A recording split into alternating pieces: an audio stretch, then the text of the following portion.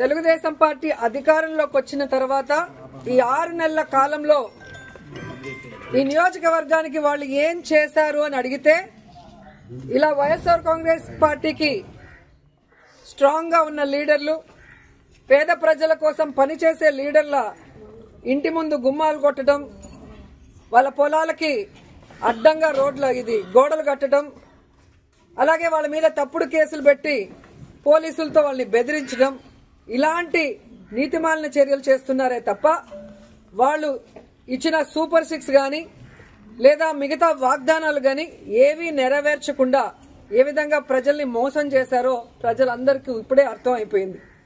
కానీ దురదృష్టం ఏంటంటే ఈ పంచాయతీలో తాగే నీళ్ల దగ్గర నుంచి ప్రజలకి అన్ని అందుబాటులోకి తీసుకొచ్చే సచివాలయం, ఆర్బీకే సెంటర్ అన్ని కూడా ఇక్కడ లీడర్లు వాళ్ళ ల్యాండ్ ఇచ్చి కట్టించి ప్రజలకు అన్ని అందుబాటులోకి తీసుకొచ్చారు. కానీ తెలుగుదేశం గతంలో 14 సంవత్సరాలు అధికారంలో ఉన్న చంద్రబాబు నాయుడు అప్పుడు ఏం చేయలేదు, ఇప్పుడు అధికారంలోకి వచ్చాక ఇప్పుడు కూడా ఏం చేయకుండా వాళ్ళు ఫెయిల్యూర్ అయిన విషయాన్ని కప్పిపుచ్చుకోవడానికి ఈ విధంగా కొంతమందిని టార్గెట్ చేసి వైఎస్ఆర్ కాంగ్రెస్ పార్టీ లీడర్ని వేధించడం, భయభ్రాంతులు చేయాలన్న ఆలోచనతో ముందుకు వెళ్తున్నారు. వాళ్ళు అర్థం చేసుకోవాల్సింది ఒక్కటే, మా నాయకుడు జగన్మోహన్ రెడ్డి గారు భయం అనేది ఆయన బ్లడ్ లో లేదు. ఆయన వెనక పనిచేస్తున్న మేమందరం కూడా జగనన్న సైనికులుగా ముందుకు వెళ్తున్నాం. ఎవరికి భయపడే పరిస్థితి లేదు. ఎందుకంటే వైఎస్ఆర్ కాంగ్రెస్ పార్టీలో మేము ఎవరు తప్పు చేయలేదు. 5 ఏళ్లు కూడా ప్రజలకి మంచే చేశాం, నియోజకవర్గాలన్నీ అభివృద్ధి చేశాం.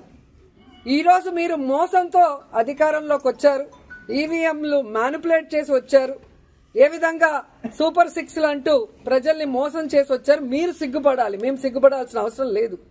కానీ ఈరోజు టీడీపీ వాళ్ళని హెచ్చరిస్తున్నాం, ఇలాంటి పనికిమాలిన కార్యక్రమాలు మరొకసారి చేస్తే సహించేది లేదు. అధికారంలోకి వచ్చారు, హనీమూన్ పీరియడ్ కదా, 1 ఇయర్ మాకు ఇవ్వండి అంటారనే సైలెంట్ గా ఉన్నాం. కానీ రోజు రోజుకి నీతిమాలిన రాజకీయాలు మీరు ఎక్కువ చేస్తున్నారు కాబట్టి ఇక సహించేది లేదు. మేము మా వాళ్ళకి ఎవరికి ప్రాబ్లం చేసినా కూడా ఒక యూనిటీగా మిమ్మల్ని ఎదుర్కొంటామని కూడా ఈ సందర్భంగా తెలియజేసుకుంటున్నాం. ఎందుకంటే గ్రామాల్లో తెలుగుదేశం పార్టీ నాయకులకి ప్రజల్లో గౌరవం లేదు, అభిమానం లేదు కాబట్టే ఈరోజు సీఎల్ని, ఎంఆర్ఓల్ని, ఎంపీడీఓల్ని బెదిరించుకొని వాళ్ళని పంపించి ఇలాంటి నీతిమాలిన చర్యలు చేస్తున్నారు. అసలు ఎంత సిగ్గుచేటంటే మున్సిపాలిటీల్లో రోడ్ల మీదకి వచ్చేస్తుంటే వాటిని ఎవరు కొట్టరు. రోడ్ ఎక్కడుంది, ఇల్లు ఎక్కడుంది, ఇంటి ముందున్న దాన్ని కొట్టేసి కొట్టడానికి నోటీసు పాత డేట్ లో నిన్నే కొట్టారు అంటే ఆఫీసర్లు కూడా ఎంత దిగజారిపోయారు అనేది ఇక్కడ అర్థమవుతుంది. సో ఆఫీసర్లను కూడా హెచ్చరిస్తున్నా, ఇదే విధంగా గనక మీరు తెలుగుదేశం పార్టీ చెప్పింది ప్రెషర్ అని చెప్పి పనికి మాలిన పనులు చేస్తే మీ మీద హరాస్మెంట్ కేసులు, ప్రైవేట్ కేసులు వేస్తాము.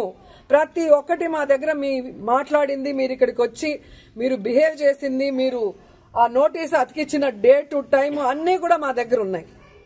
సో ఈ ఊర్లో ఎవరికి ఏం ఇబ్బంది లేకుండా ఒక్క లీలారాం గణపతి శెట్టి ఇంటినే ఎందుకు కొట్టారో కోర్టులో మీరు చెప్పాల్సిన బాధ్యత ఉంది. అలాగే ఏ ఊర్లో అయితే మీరు ఇలాంటి రూల్స్ కి విరుద్ధంగా చేస్తున్నారో వాటి అన్నిటికీ కూడా సమాధానం చెప్పే విధంగా మిమ్మల్ని కోర్టులో నిలబెడతామని కూడా ఎంఆర్ఓకి, ఎంపీడీఓకి, పోలీసు వ్యవస్థకి కూడా హెచ్చరిస్తున్నాం. సో ఎవరు భయపడాల్సిన అవసరం లేదు.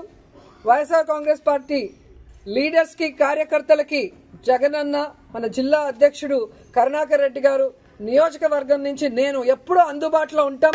మీకోసం ఫైట్ చేయడానికి, ఎవరితో అయినా ఫైట్ చేయడానికి, ఎంత దూరం ఫైట్ చేయడానికన్నా కూడా మేము రెడీగా ఉన్నాం. మిమ్మల్ని కాపాడుకోవడానికి మేము ఎప్పుడు మీ వెన్నంటి ఉంటామని కూడా తెలియజేసుకుంటున్నాం. జై